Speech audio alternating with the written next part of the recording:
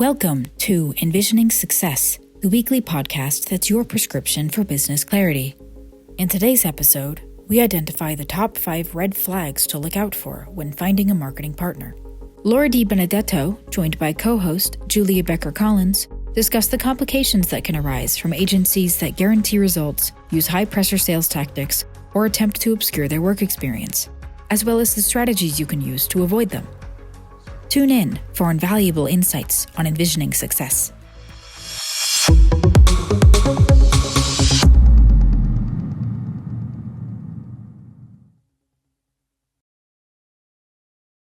Hello and welcome to enVisioning Success. I am your host, Laura Di Benedetto, joined by my lovely and talented co-host, Julia Becker-Collins. We are the ladies who run Vision, the sponsor of this show. 25 years doing marketing for entrepreneurs just like you.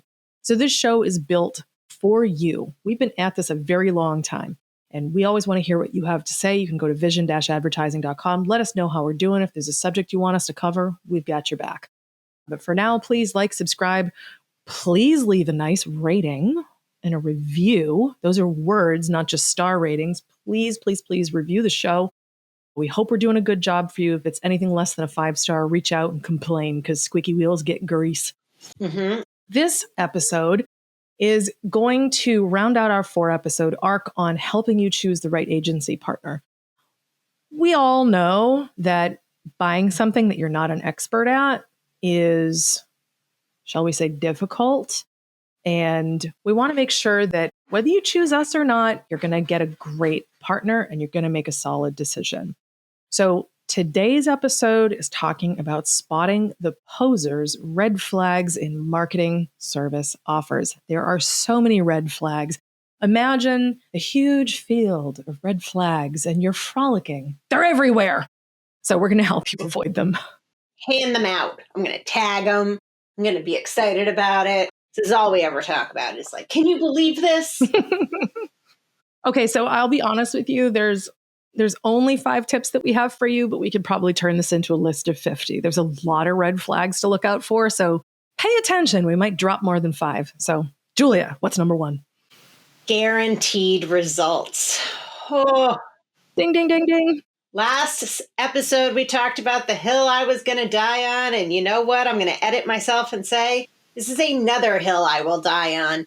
If anybody guarantees results in your marketing, they are scamming you. Do not listen to them. I'm going to pound my fist. I hope you can hear me. Slam on the podium in abject rage. I know. I am. Turn your hymnals to page 36 because it's episode 36. Here is why this is a problem. Service providers, marketing service providers that promise guaranteed results are lying. Yep. You can't guarantee results in marketing. We can guarantee that we'll do the work. We're going to guarantee we're going to have the highest integrity. We're going to guarantee that we're going to do it the right way or we'll fix it. We can guarantee what hours our office will be open. But I am not a psychic and I don't have a crystal ball, so I can't predict the future. And if somebody tells you otherwise, I also have a bridge I'd like to sell you. Because as we have continued to talk about, and I will continue to talk about, nobody knows what's going to happen in the world of digital marketing. Facebook could take over. Facebook could go under. Google could take over. Google could go under. You don't know, and I don't know. And the best marketing professional will say that to you and be transparent and truthful and honest. And a scammer will not say any of those things. And you have to look out for that because it is so tempting to want guaranteed results, but you're just going to disappoint yourself. You're just going to have a problem later. Marketing by nature is unpredictable. If I had studied marketing in college, it would be useless to me now because Facebook didn't even exist when I was in college, which is dating myself, but that's fine.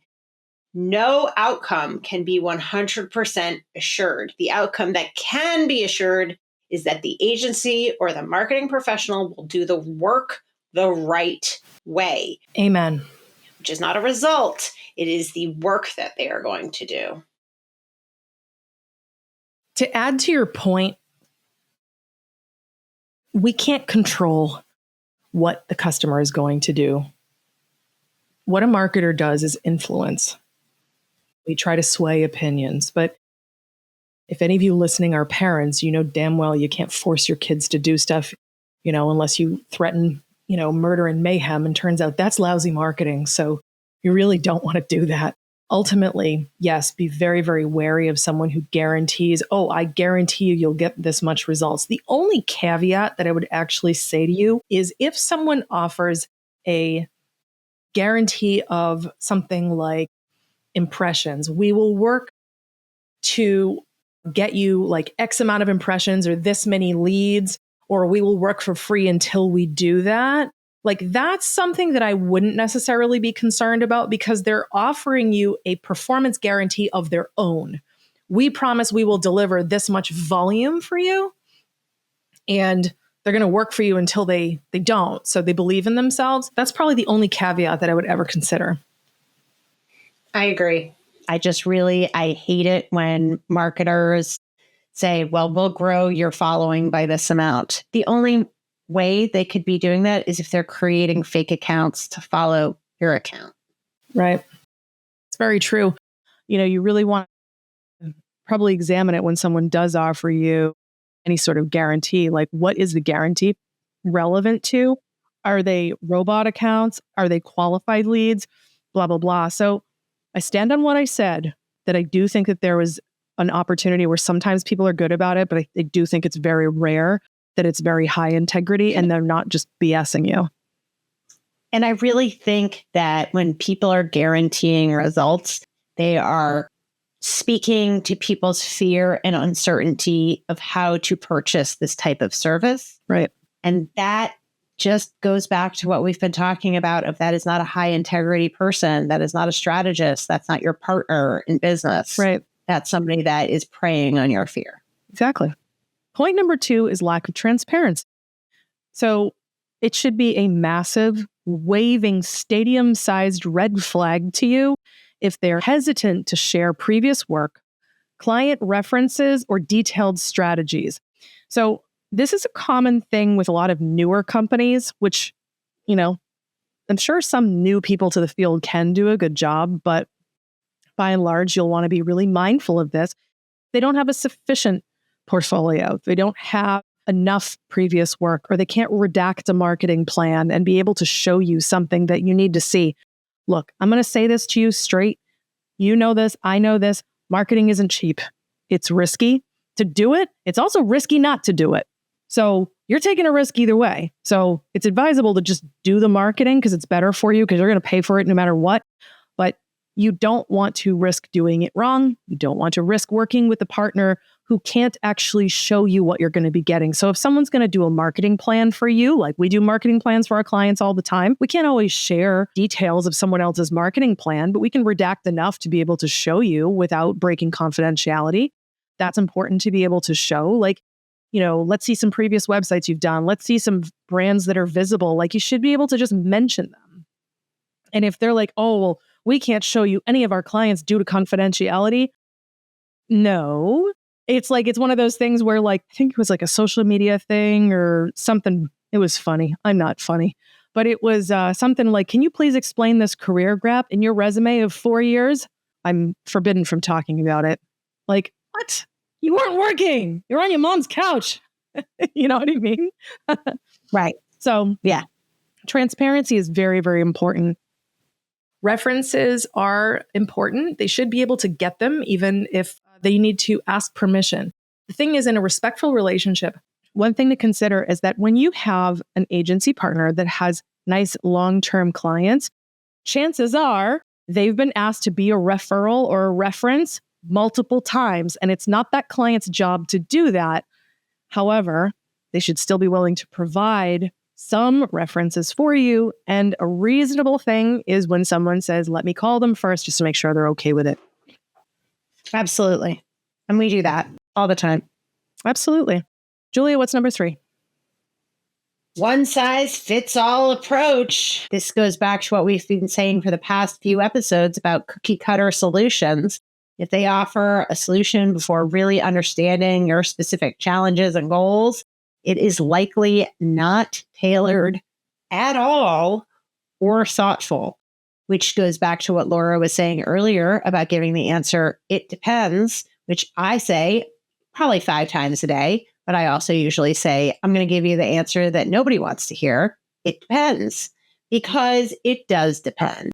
The solutions that work for one company are going to be incredibly different than the solutions that work for another company. There really should not be cookie cutter, one size fits all marketing, because marketing really needs to start from strategy and goals, and every company is different. And so that strategy and goal should be very different, even if it's 2 companies that do the same thing, even if it's 2 landscapers or 2 waste disposal companies. They have different goals. They are focused on different people. They have different budgets. They've been around for a different amount of time. They have different values. So the idea that you could have one size fits all marketing, that they could be pitching you a strategy 5 minutes into a phone call, is a big red flag. Huge. Huge. Here's another one that kind of goes with that. If you get someone who shows up at your office with a flip chart. Ooh. I'm cringing. And there's one size fits all approaches in there, but if they've got a flip chart, red flag. I would also say, and this goes back to how people sell. There is a dramatic difference between selling a product versus a service. Marketing is a service, and it should be sold as a service, not as a product. When people sell products, they're focused on features and benefits, which is how people sell cars. Cars are a product. It's a hard thing you can touch, you can feel, you can take home with you. You're looking at the features and benefits. How fast does it go? How many people does it hold? What's the gas mileage? What are the safety features, etc.? That's great. But someone who sells cars is most likely not going to be good at selling services like marketing, because they should not be focused on the features and benefits. They should be focused on solutions and customization. Yeah, and the results. Yes. Like, features and benefits are great, but if it doesn't deliver results, who cares? Because the results are the entire point of a marketing program. Like, this is the thing that we always try to get people to understand. You might want to hire our company at the beginning of the conversation to do like Facebook for you. That's not what you really want. What you really want is more business. So let's have that conversation. So make sure that they're actually talking about the right thing. Absolutely. Laura, what is number 4? Number 4 is high pressure sales tactics. Those are gross. Don't get sucked in. There's different personality types, and some people love making decisions quickly. Some people love making decisions thoroughly. Sometimes people like making decisions together, and sometimes people enjoy making decisions in a very fun way.